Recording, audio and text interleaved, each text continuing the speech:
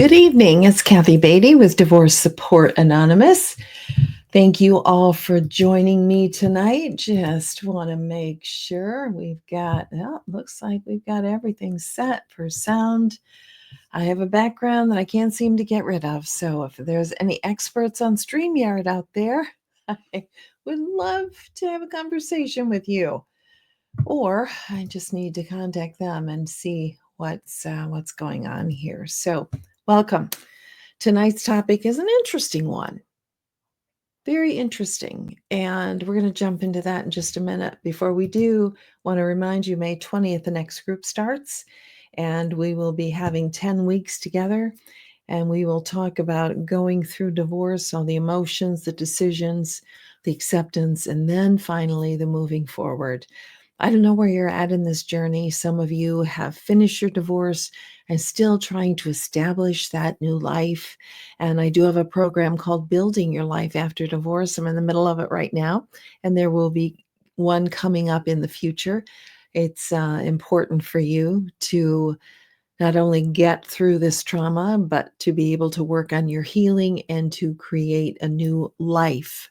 And that's what we do. But first, you've got to start where you need to start, and that's May 20th. So connect with me if you have interest of joining, and I would be honored to have you in the group among others who will get exactly what you are going through. So my name again is Kathy Beatty. I hold support groups. I have for the past 20 years. I'm a divorce coach, and for the last about 12, 13 years, I've been a domestic mediator, wanting to minimize the damage. I wish I could eliminate it, but I want to minimize the damage as much as possible as you go through this process. And there are ways to do that. There are ways to minimize the damage for you, minimize the damage for your children as well. So, topic tonight: how can hopelessness be a good thing going through divorce? How can hopelessness, when you have given up hope, how could that possibly be a good thing? Well, I want to give you about 4 points tonight to speak on that topic, and also some scriptures to encourage us and to give us hope, because that's what it's all about, is me giving you hope, to tell you you are going to make it through this. You are going to have a beautiful life again. Do not despair and do not give up. Having said that, I also want to talk about there is a time for hopelessness to be a good thing. How do I mean that? Hold on, we'll get there. First of all, if you are struggling with the decision of going through a divorce, or the decision of maybe secretly in your heart, I'm going through this divorce, but I secretly want my husband and I, or my wife and I, to get back together. That's a beautiful thing. That's a very sacred longing. Absolutely.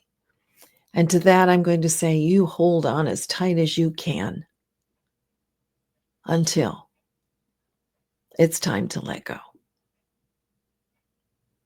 And that's that hopelessness, that you are going to get to a point where you know this direction, this saving this marriage, this reconciliation is not going to work, and it's not going to happen. And maybe you and your spouse have tried to reconnect, to get back together, to reconcile on your own, or even with help, with professional help of marriage counselors, marriage retreats, the whole gamut. And I know many of you have. I worked with many of people have. But there's a time when you know that the other party is not going to really change and make a difference in this relationship. So I want you more than anything. I would love to see your marriage saved. Absolutely. I would love to see that reconciliation. I would love to see that family unit restored. And sometimes it is by miracle or by a whole lot of work from the parties. But there's also a point to be honest with yourself. And that's my point number 2. So you hold on as tight as you can until it's time to let go. Number 2, be honest with what is happening here. Be honest. The truth, I say this in my group so many times, the truth is always our friend, even the hard truth. If we were to get the diagnosis of cancer, it would be a very, very hard truth. But the sooner we learned that, the sooner we could get the help and better our chances for full recovery, right?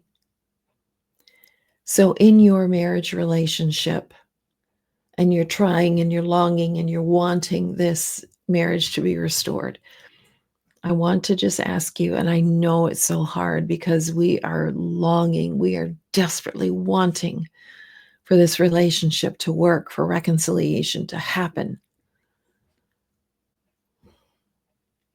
You've got to be honest here. You've got to be honest here. What is the truth of what's happening here? What do you know in your heart of hearts? What's the truth you know in your heart of hearts of the chances of this getting back together? Now, I believe in miracles as much as anyone else, and I would hope that. But again, we've got to be honest. We've got to be honest of what is happening here. What is the truth? You may need someone as a divorce coach, a therapist, a pastor, a well-trained friend to be able to sit down with you and to explore what's really the truth here. What is really happening? I'm beating my head up against a wall, and he's not doing anything, or she's not doing anything. I'm doing everything. I'm sacrificing everything. I'm doing everything. I'm pleading, I'm begging. What's happening here? Maybe you need to come to the honest truth about an abusive relationship or a manipulative spouse, a narcissistic spouse. You know, I don't know the situation that you're in. I'm just saying you've got to be honest with what is happening here. Got to. Because then you'll know which direction you can go. Hopelessness can stop you from acting on false hopes and keep spending years and years and years and years after what is a false hope and will never, ever be. Hopelessness can help you stop and say, this is hopeless. This is the truth. Now I have to stop looking in that direction, and I have to find another direction. I have to find another direction. And maybe that's my own personal healing that needs to be given priority here. You cannot begin a new life while hugging onto the past one. You can't. You'll have one foot in the past and one foot trying to get into the future. It doesn't work that way. Again, you may need support and help to get through this. Most people do. And those who do it on their own take years longer than it has to be. You cannot begin a new life while hugging onto the past one. That decision, once you know that it is hopeless to go in that direction, then you can begin to start looking forward and begin what is a healthy and healing path from this toxic relationship.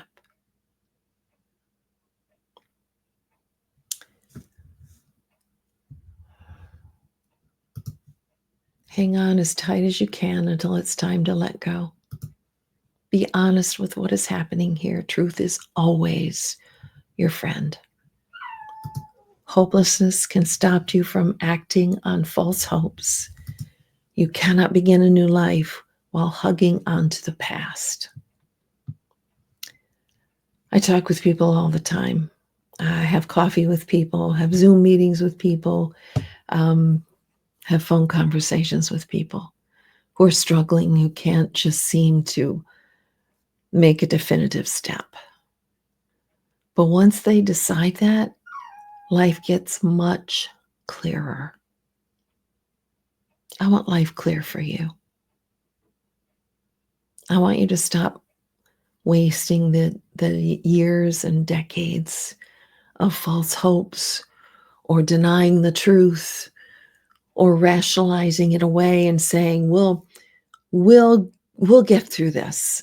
We'll get through this. And then 10 years later, 5 years later, you're saying, we'll get through this. We'll get through this.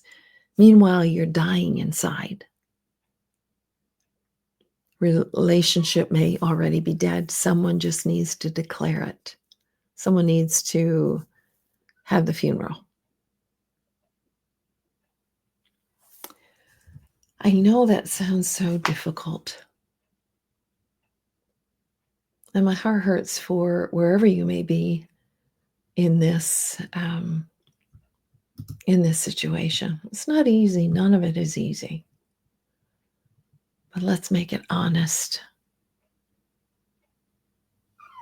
Let's make it honest. Ecclesiastes 3:6. There is a time to search and a time to quit searching, a time to keep and a time to throw away.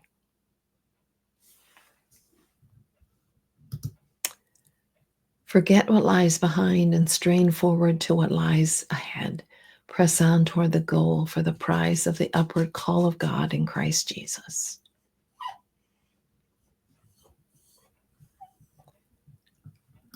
Even if my father and mother forsake me, the Lord will take me in. That's a great verse to end on. There is hope for you and healing for you through this divorce, after this divorce. There's a beautiful life awaiting you. God has not given up on you, and God is not divorcing you. Keep that in mind.